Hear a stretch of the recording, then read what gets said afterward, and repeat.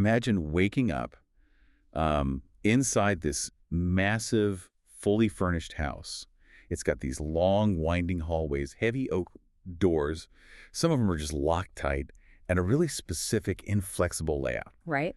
And you walk around, you make your coffee, you sit on the couch, and you live your life. But as you navigate this space, a chilling realization starts to, creep in. You realize you didn't actually pick the furniture. Exactly. You didn't pick the furniture, you didn't draw the floor plan, you didn't decide which door should be locked or, where the windows should be to let the light in. Yeah, you simply woke up there, looked around at the walls, and just assumed, well, I guess this is just what reality looks like. Right. And because you've walked those exact same hallways for decades, tracing that exact path from the bedroom to the kitchen, Yeah. you never stop to, scratch at the walls to see if they're actually made of stone. Which is the wild part. You never considered they might just be painted canvas, right? Stretched over a flimsy wooden frame by someone else entirely. I mean, you mistake the arbitrary architecture you were handed for the natural, unchangeable terrain of the physical world. It's an incredibly comforting illusion right up until the roof starts leaking. Yeah, and then you realize you have no idea how to fix it because you don't even know what the house is made of. Yeah.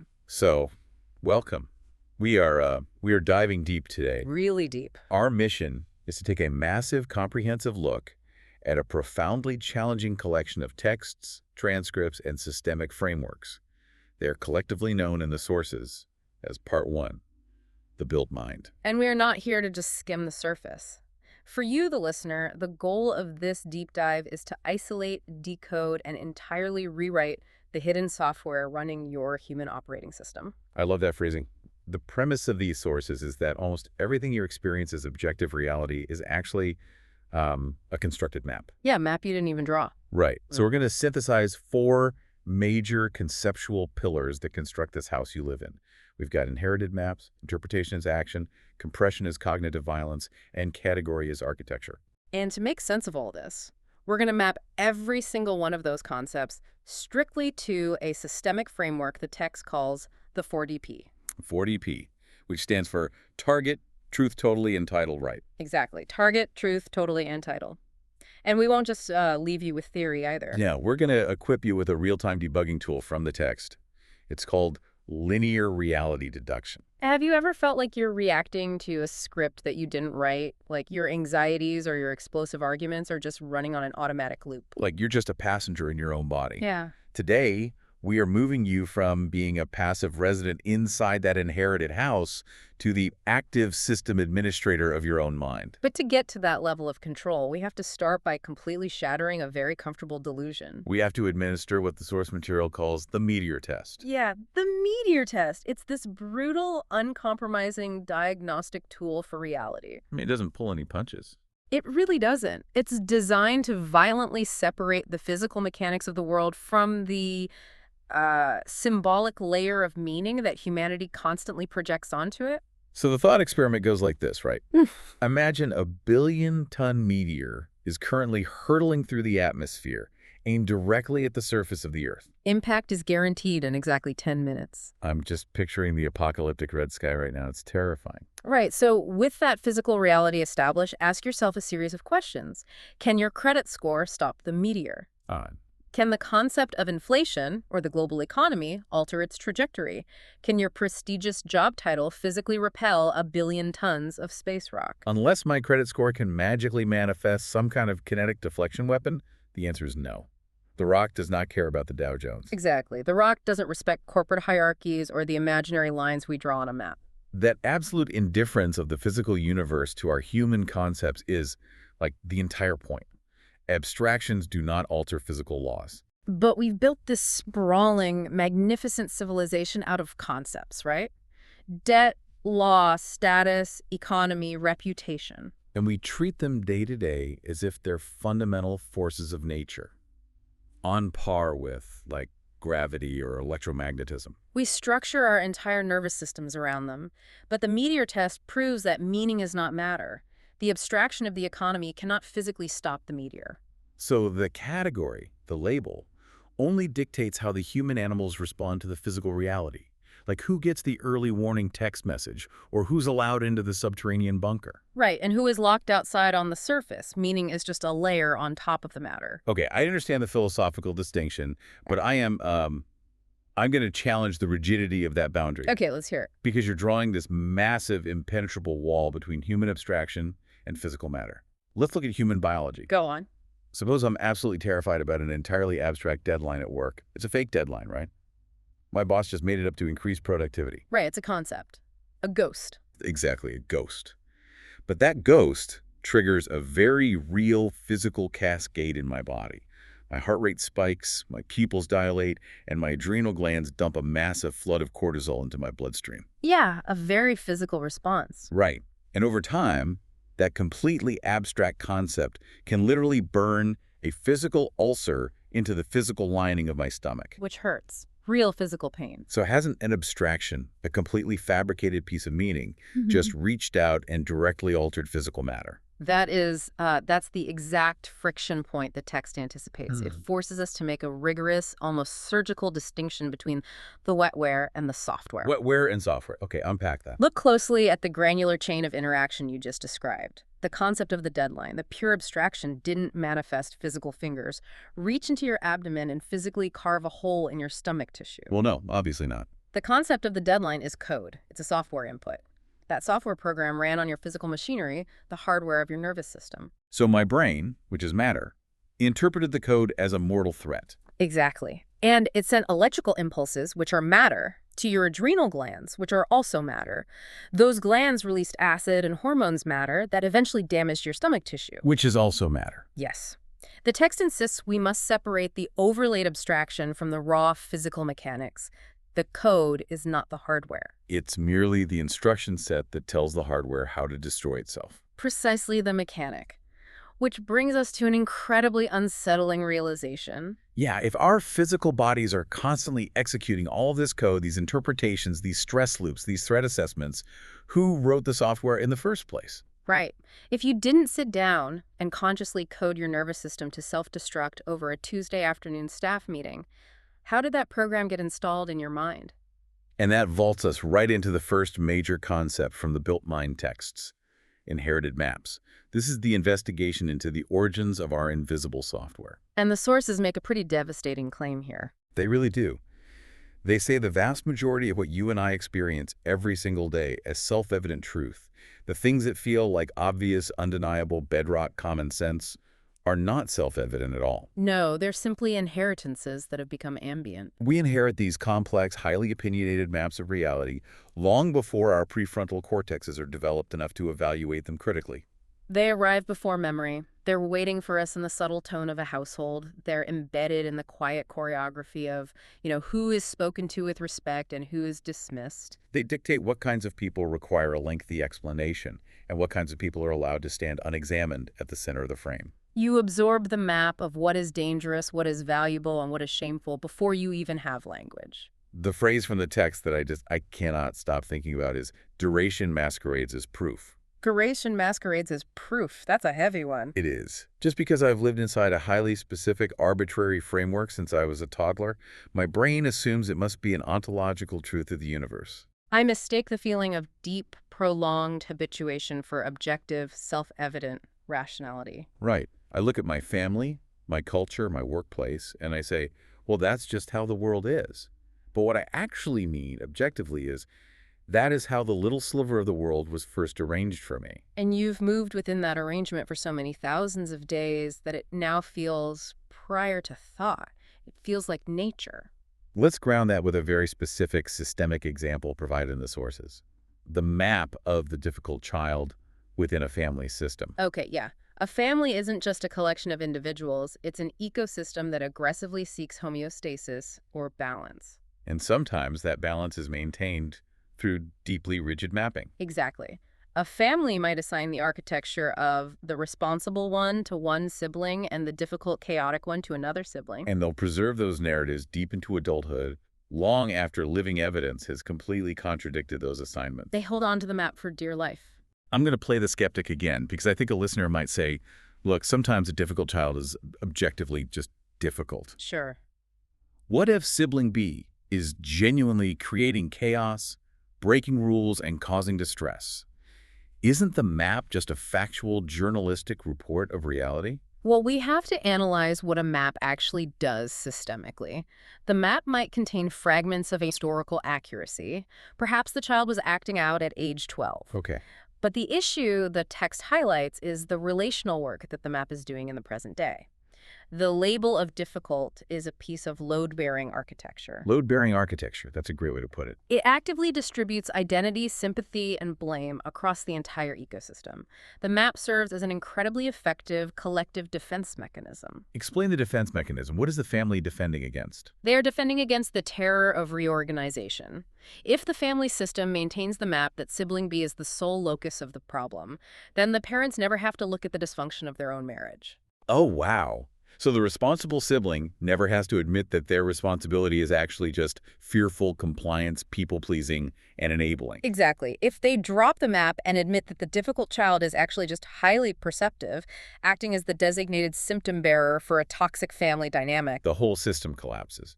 Everyone has to face their own shadows. the inherited map survives not because it is true, but because it protects the family from the unbearable weight of truth. That is just a staggering way to view family dynamics. The map isn't a description, it's a shield. And this connects perfectly to the very first pillar of the 4DP framework we're utilizing today, truth. When we map the concept of inherited maps to the truth parameter, we have to redefine what truth means in this context. Right, because truth within the 4DP is not a moral judgment. It is not about being a good or righteous person. Truth is entirely mechanistic. It is radical self-honesty and epistemological integrity. It's the raw data, stripped of the inherited story. It's the ability to separate the meteor from the economy. It's the ability to look at the physical human being sitting across from you at the Thanksgiving table and separate their actual present-day behavior from the 30-year-old inherited family map. Truth is acknowledging the exact, unflinching coordinates of where you are starting. The what, the why, the who, the where, the when, and the how of whatever is happening. And it must be respected for what it actually is mechanically, not what you wish it to be, fear it to be, or pretend it to be to keep the peace. Because if you lie about the coordinates of your starting position because the truth is too uncomfortable, your map is completely useless. You cannot navigate out of a maze if you refuse to admit you're in one. You'll just keep walking into the same walls, blaming the walls for existing. Okay, so we've established that we're operating on these inherited maps, these invisible software programs that dictate our reality. Yes. But how do they actually execute? Like, how does a silent belief hiding in my subconscious mind leap out and create a physical altercation with my spouse or my coworker?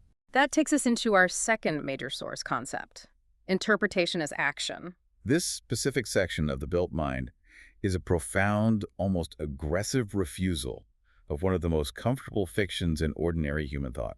We possess this deep-seated fiction that observing the world and acting upon the world are two entirely separate sequential events. We desperately want to believe that our minds act like neutral security cameras. Exactly. We think we just quietly take in raw optical and auditory data, neutrally process it in an unbiased vacuum, and then, only when we consciously make a decision to speak or move our hands, that is when action begins. We believe interpretation is just a passive sorting mechanism. But the sources explicitly demolish the sequence. Interpretation is not a decorative, passive preface to action. Interpretation is the staging ground of action. It is action in seed form. It prearranges the field upon which physical action becomes thinkable. The category does not wait patiently at the back of the mind for evidence to arrive on a conveyor belt. It waits right at the threshold of perception, armed and ready. The text provides a beautifully simple, illustrative example that proves how interpretation alters physical reality. Imagine two different people standing on a sidewalk watching the exact same physical event. A fully grown adult sees a puddle of rainwater and jumps into it with both feet, splashing water everywhere. From a purely physical standpoint, the raw data is identical for both observers. The mass of the adult, the velocity of the jump, the fluid dynamics of the displaced water. The acoustic vibration of the splash, it's one physical event. But observer A was raised in an inherited map that values extreme stoicism and decorum. Their cognitive software instantly interprets this action as childish. While observer B, however, was raised in a map that values spontaneity. Their software interprets the exact same physical movement as playful. Notice how that instantaneous silent interpretation alters the downstream reality of the world.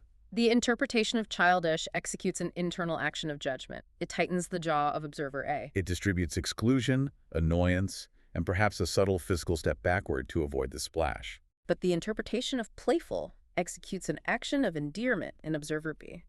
It relaxes their posture.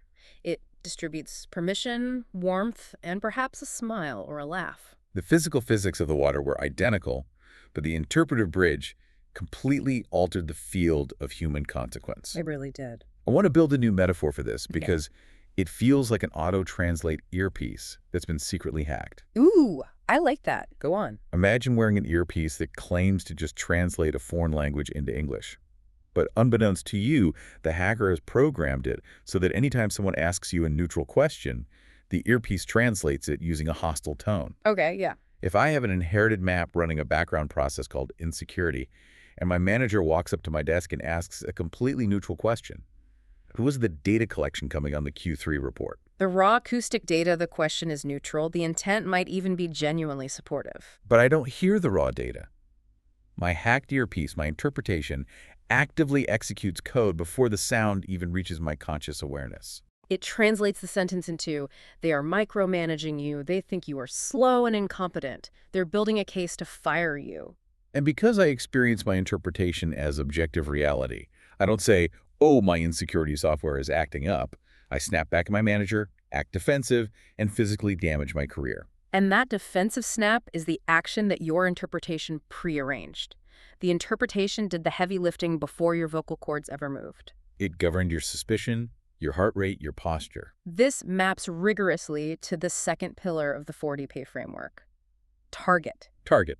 Now, when most people hear the word target, they think of corporate goal setting, a 5-year plan, a vision board, a rigid step-by-step checklist of how to become a millionaire. But the text is very specific that this is not what target means in the 4DP. A target in this framework is about directional pull and flexible aim. It's the underlying, often invisible why that governs a system. And the crucial insight from the sources is this. Every single inherited interpretation carries a silent thesis. Every time you label something as a threat or an annoyance or a joy, you're revealing the silent thesis of your life's directional pull. So if my target is completely unconscious, if I have never sat down to consciously determine what I am aiming at, my interpretations are basically acting as blind, chaotic arrows. Yes. If your unconscious target derived from an inherited childhood map is simply self-protection or avoiding vulnerability at all costs, your interpretations will constantly scour the environment looking for threats. You'll find threats in a puddle of water. You'll find threats in a coworker's neutral question. You'll find threats in your spouse forgetting to buy milk. You will endlessly self-sabotage your relationships, your peace of mind, and your career, and you'll sit back and think it is just fate or bad luck or that the world is inherently hostile. You will never realize that your unconscious target is pulling you into the misery. But if you assume the role of the system administrator and set a conscious target, Let's say I explicitly define my target for the quarter as building collaborative, high-trust relationships at work. then you possess the architectural blueprint to override the hacked earpiece. When your manager asks about the Q3 report, the inherited map of insecurity might trigger the initial wins. Right, but your conscious target intercepts the code. You evaluate the raw data, the truth pillar, and you align your interpretation with your target. You interpret the question not as a threat, but as an opportunity for teamwork. You answer openly. You invite collaboration. Setting a conscious target allows you to dictate where your interpretations lead you, Yeah. rather than being dragged around by the silent thesis of a map you inherited when you were 5 years old. This realization forces a massive biological and evolutionary question, though. Right. If interpretation is this unbelievably potent, if it can literally dictate the physical reality of our lives and relationships, why are we built to do it so sloppily? Why does the human mind rush to make such rapid, instantaneous, often wildly inaccurate judgments? Why do we leap to the worst-case scenario about the coworker? It feels like a massive design flaw in the human machine. To understand that, we have to move to the third core concept of the built mind, compression as cognitive violence.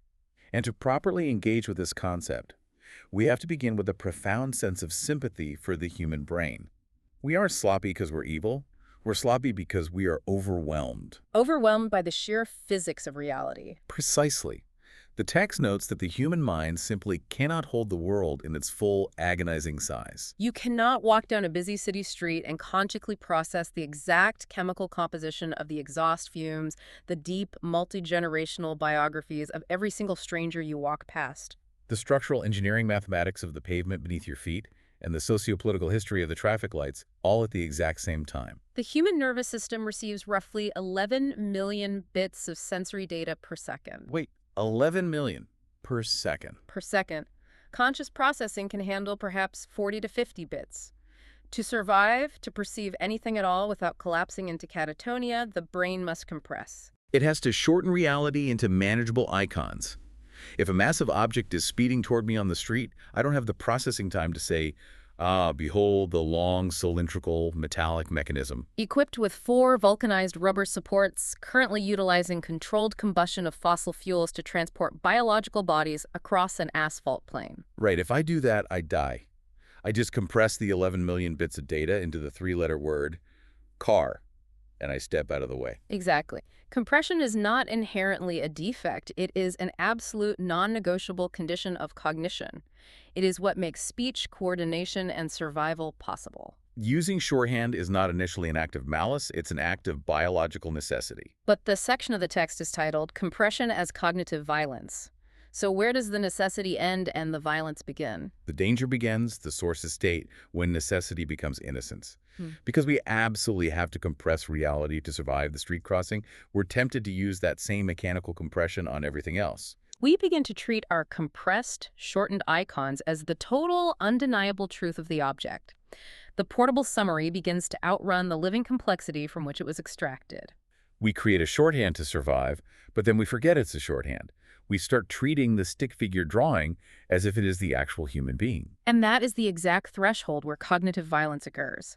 The text defines cognitive violence as the mutilation of a thing's living complexity so that it can be more easily handled, stored, judged, or ruled by the observer. The sources provide some heavy, highly specific examples of this. And to be clear, for you listening, we are looking strictly at the text's mechanical, systemic definitions here. We're not taking a political stance, but analyzing the architecture of how the brain processes humans. The text defines racism fundamentally as a form of false compression. Yes. Analyzed strictly at the level of cognitive architecture, the text states that racism takes an irreducible, infinitely complex human being, a person who is a vast, unchartable convergence of history, memory, injury, temperament, joy, and potential. And it aggressively replaces that immense density with a lazy skin-level code. It strips away all specificity and dimensionality so that a human being can be governed, categorized, or judged through a flattened sign.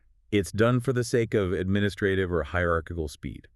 It's the ultimate reduction of the irreducible to make the person manageable for the inherited map. And once you see that mechanism of false compression, you see it everywhere. Politics relies entirely on compression. Complex global ecosystems, centuries of intertwined trade histories, and nuanced economic theories are violently compressed into a 3-word chanting slogan that fits on a bumper sticker. We see it intimately in memory compression as well. Consider the architecture of a romantic relationship that ends in a rupture. This is a brutal example, but it's so accurate. Imagine you're in a relationship for 5 years. You share an apartment, you adopt a dog. You have thousands of hours of mutual making, inside jokes, shared growth, deep care, nursing each other through illness. There is an immense, sprawling universe of data in those 5 years. But when the relationship ends badly, when there's a rupture, the human brain cannot process the grief of losing an entire universe. So it compresses the entire 5 years down into a single flattened narrative of the ending. You compress 1,000 days of complexity into a single label. They were a narcissist. Yeah. Or they were a liar. The compression makes the memory small and portable enough to survive the pain, but it commits cognitive violence against the nuanced truth of what those 5 years actually contained. Which is precisely why we map this concept to the third pillar of the 4DP. Totally. To combat false compression, we must learn to see the totality of the board. Totally. This brings us to a concept the text calls dimensional homonymy. Now, dimensional homonymy sounds like something out of a theoretical physics textbook. It does, but it's deeply practical once you decode it. Think of a homonym in basic language words that sound exactly the same but mean entirely different things. Like the bark of a dog versus the bark of an oak tree. Exactly. Dimensional homonymy is the profound recognition that reality, and every choice we make within it, has infinite layers and dimensions that exist simultaneously. Let me try a new metaphor here. Imagine an incredibly complex ecological biome, a rainforest. It has millions of species of insects, complex underground mycelial networks, predator-prey cycles, and weather patterns. Okay. Now imagine taking a single photograph of one leaf in that rainforest, printing it on a postcard, and handing it to someone. If they look at the postcard and say, I understand the rainforest, they are committing false compression. They're collapsing the dimensional homonymy. If a politician or a corporation tries to manage that entire living forest based only on the data from the postcard, they will destroy the forest. Cognitive violence happens when we collapse the multidimensional richness of reality into a single, flat, compressed label. That is an excellent structural analogy. Applying the totally pillar means fiercely refusing to manage the forest from a postcard. It means committing to seeing the totality of a situation and, crucially, committing to your choices completely rather than hedging your bets. The text outlines something called the totally protocol, Yeah. a literal debugging sequence. If you want to stop half committing to your life, if you want to stop living in the safe, compressed shallows, you have to run this protocol. Step 1. Name the choice clearly. What exactly are you committing to? Step 2. Identify the hedge. The hedge is the backup plan. It's the escape route you keep running in the background of your mind. It's the whisper that says, if this new career gets too hard, I can always just go back to my old job. Or if this marriage gets too difficult, I have my exit strategy. And step 3, close the escape route, burn the boats. You have to be totally in. You must refuse the lazy cognitive compression of keeping one foot out the door. The text argues that if you are hedging, you aren't actually committed to the target. You are merely practicing. You're a tourist in your own life. When you are totally in without an escape hatch, that is when true dimensional becoming occurs. All of these mechanisms, the inherited maps we receive, the interpretations that prearrange our actions, the violent compressions we use to survive, they all culminate in the final master structural element of the built mind. We must talk about categories. Categories of architecture. This is the fourth concept, and honestly, it's the one that completely broke my brain during the reading. Why is that? Because our default assumption is that categories are just passive buckets, right? I look out into the world, I see a beagle, a poodle, and a golden retriever, and I drop them all into a mental bucket labeled dog, so my brain can efficiently file them away. You think naming is just a harmless sticky note you place on a pre-existing world? That is the ultimate illusion of the built mind. The text argues forcefully and relentlessly. Categories are not passive buckets. They are load-bearing architecture. They're the steel girders of reality. They are literal blueprints. The moment a category is applied to a person, an object, or an event, it doesn't just describe a reality, it prearranges it. It builds the walls, the hallways, and the locked doors of how you and everyone else are allowed to interact with that thing from that moment forward. To prove this, the text breaks down 4 specific active tasks that a category performs the very microsecond it is deployed. First, a category actively distributes attention. The neighborhood example from the sources is brilliant for this. Imagine you are visiting a new city. A friend tells you, hey, we're going to walk through a really vibrant, artistic, up-and-coming neighborhood today. Your brain instantly boots up a specific categorical architecture.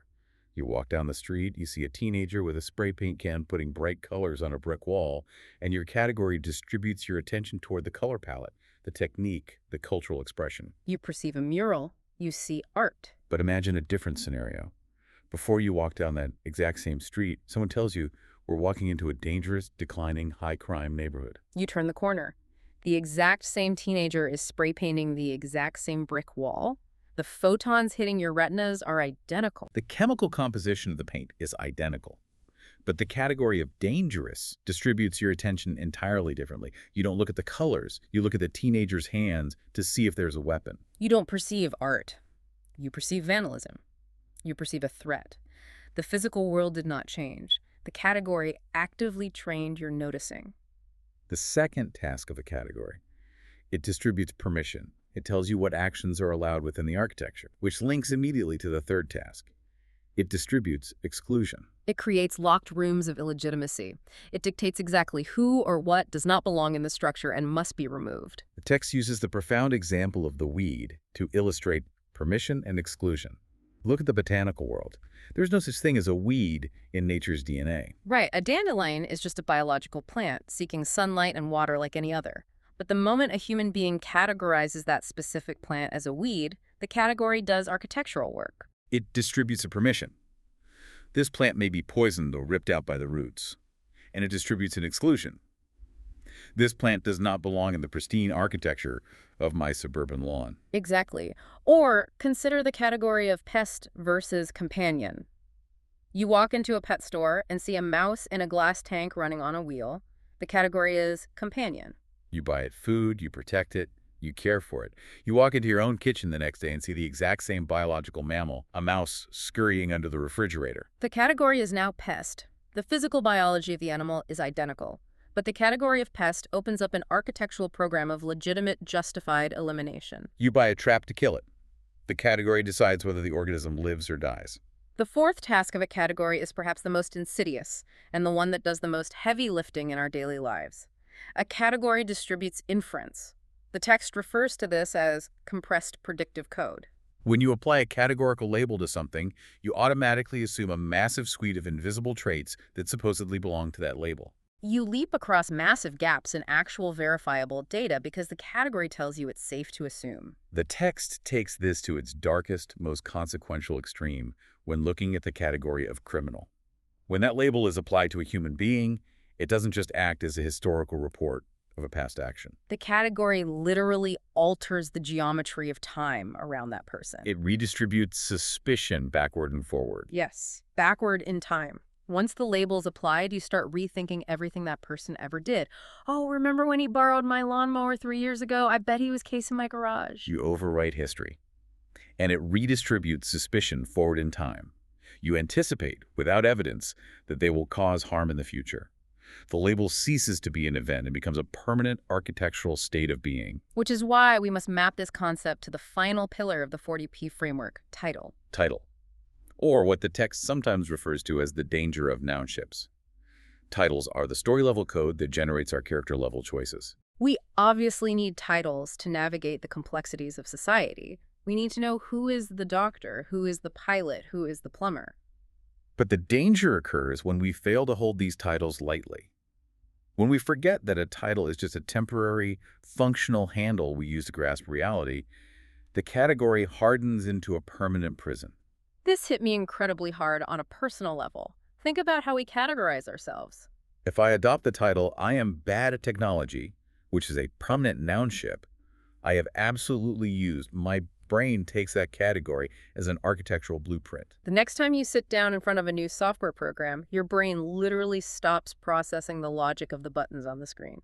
The architecture of the category distributes an inference. You are bad at this, therefore you will fail. So my attention simply shuts down. I don't even try to read the menu options. You build a locked room around your own capability, and you trap yourself inside it. This raises the ultimate pragmatic question. How do we fix this architecture? The framework insists we must consciously shift our language and our self-conception from permanent essence to fluid temporary modes. The text calls it clarity without captivity. Instead of saying, I am an anxious person, which is a permanent architectural a nounship, you shift the title to a temporary mode. I am currently navigating anxiety. Instead of I am bad at technology, you say I am currently in a learning mode with this new software. You hold the title lightly. Okay, so we've now mapped the entire built mind. We see the bad code, we see the inherited maps masquerading as truth, we see the interpretive staging grounds dictating our targets. We see the violent compressions ruining our totality, and the architectural categories locking us in permanent titles. But seeing the matrix isn't enough, right? How do we actually debug the system in real time? How do I change the code while the program is actively running and I'm in the middle of an argument or a panic attack? This is where the text introduces its ultimate operational synthesis tool, linear reality deduction. Linear reality deduction. It sounds like something Sherlock Holmes would use, but it's deeply grounded in tracing the code. It's the practice of looking at what the sources call the nested holding of your life. Linear reality deduction means fiercely refusing to just react blindly to the surface event. Instead, you trace the granular chronological chain of interactions that built the event. You deduce reality linearly. I want to flesh out the analogy of the door that the text uses because it perfectly illustrates nested holding. Imagine you are fighting a closed door in your life. It could be a closed door in your career, a stonewalling partner in a relationship, or a creative block. The absolute worst thing you can do, and the thing our culture encourages us to do, is to just push harder against the word. Hustle culture screams at us. Push the door, grind, force it open, exert more willpower. But linear reality deduction demands that you stop looking at the door entirely. Look at the frame that is holding the door. The door only swings because the frame allows it. Then look at the wall that is holding the frame. And finally, look at the architectural blueprint that designed the wall in the first place. The door only exists because an inherited category, a blueprint, placed it there. If you want to move through, you have to debug the blueprint. Punching the wood only breaks your hand. And to actually execute this deduction, the sources provide us with a brilliant mathematical metaphor for human psychology. They call it the math of the self, the delineator versus the iterator, the 1 over x versus the x over 1. This is how we determine, mathematically, whether we are actively shaping our context or being blindly, passively shaped by it. To understand this, we have to look at the fractions. Let's break this down physically for the listener. Picture a fraction. You have a numerator on top, a line, and a denominator on the bottom. The text gives us two deeply relatable stories to explain the x1 and the 1x modes. Story 1, the IKEA bookshelf. It illustrates the x over 1 mode, or the iterator first mode. Right. You have a person who decides they're going to assemble a complex piece of IKEA furniture.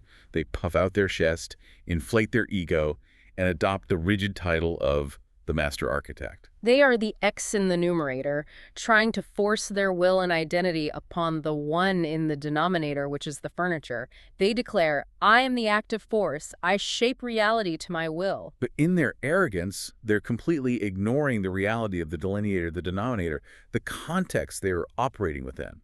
The truth of the room is that the instruction manual is vague, they don't have the right screwdriver, and they are missing dowel 4B. The external reality of the context is fundamentally uncooperative. But because they're forcefully gripping the identity of the architect, they refuse to yield to the truth of the missing pieces. They just keep forcing the particle board together, sweating and swearing, until the wood inevitably snaps in half. They end up sitting on the rug, crying over a broken, leaning tower of regret. They tried to force the content their ego without respecting the context. Because the absolute rule of this psychological math is that the denominator always shapes the numerator. The context always shapes the content. If you ignore the denominator, the physical reality of the room, the missing dowel, the truth of the situation reality will eventually rise up and crush your fantasy map. Okay, so that clearly illustrates the danger of forcing x over 1. You break the furniture. But then the text gives us story 2, which shows the opposite danger, the traffic jam. This illustrates the 1 over x mode, the delineator mode. Our subject is stuck in miles of gridlock traffic on a sweltering highway. They remember reading a self-help book about flow state, so they decide to adopt the 1 over x mode. They say to themselves, I am yielding to the traffic. The traffic is the denominator, it is the massive X shaping the context, and I am just the 1 in the numerator, flowing like water, accepting what is. I am a Zen monk in a Honda Civic. It sounds perfectly enlightened. It sounds like the ultimate mastery of the totally pillar. Until a guy in a silver BMW swerves into their lane, cuts them off with 2 inches to spare, and doesn't even use a blinker. And what happens to the enlightened monk? The Zen Unity operator shatters into a million pieces instantly. They violently snap out of the 1x mode and slam right back into the x1 ego mode. They roll down the window, lay on the horn, and scream, I am the storm! Use your blinker, you absolute heathen! Their blood pressure spikes, and their day is ruined. The crucial analysis here is why the 1x mode failed so spectacularly. It failed because the Zen surrender was a fake. It was a performance. It was a hedge. They were using the concept of surrender as a form of spiritual bypassing to avoid feeling the discomfort of being trapped in traffic. They hadn't actually committed to the totally pillar. The BMW was what the text calls a threshold guardian. It triggered a physical wince in the driver, a sharp pain point that signals a misalignment in the internal code. The driver had an inherited map that said, people who cut in line are disrespecting me personally. And instead of using linear reality deduction to trace that wince back to the broken category of disrespect, they let the BMW driver become the denominator that dictated their entire emotional state. They handed the keys of their nervous system to a stranger in traffic. Linear reality deduction is the disciplined ability to catch that wince in real time. It's the ability to pause in the microsecond between the BMW cutting you off and your hand hitting the horn. You must recognize whether you are actively shaping the context, the X1, while still respecting the reality of the room, or if you are yielding to the context, the 1X, without losing your core integration and your conscious target. You have to recognize the threshold guardians that trigger your inherited maps and use the 4DP framework to reset the code before it executes. Which brings us to the grand synthesis, the ultimate coalescence of this massive journey through the built mind. How do all of these parts, the maps, the actions, the compressions, the categories, tie together into what the text calls the 40p hologram? The 4DP is not a checklist. It is not a list of optional life hacks you can pick and choose from. It is an interlocking hologram. Each pillar creates and sustains the others. You cannot possess truth without seeing the situation. Ugh. Totally refusing false compression. You cannot establish a conscious target without acknowledging the unflinching truth of your current coordinates. You cannot hold your titles and categories fluidly without a clear target directing your aim. They are mutually constitutive. If one pillar falls, the entire architecture of your meaning collapses right back into the inherited unconscious programming you started with. They are the non-negotiable handler of handlers. And this is the ultimate empowering takeaway for you listening right now. Meaning is not some mystical, glowing treasure floating out in the ether waiting to be discovered by accident or bestowed upon you by a guru. Meaning is a building. It is a tangible architecture that you construct brick by brick, category by category, interpretation by interpretation. You do not have to remain a passive, anxious resident, wandering the dark halls of an inherited map that makes you miserable. You can learn the code. You can trace the walls back to the blueprint, and you can become the active system administrator of your own mind. You have the tools to redraw the floor plan. You can unlock the doors. Which leaves us with one final, lingering, provocative thought to take with you as you step back into your life today. We have spent an hour dissecting how every single category you apply is an active argument with a silent thesis, a hidden directional pull that prearranges reality. We have established that you are the active architect of your own meaning. Indeed. The blueprints are in your hands. So take a very close, unflinching look at the people in your life today. Look at your family, look at your coworkers, look at your partner. If your categories build the architecture of reality, what kind of building are you secretly forcing them to live inside?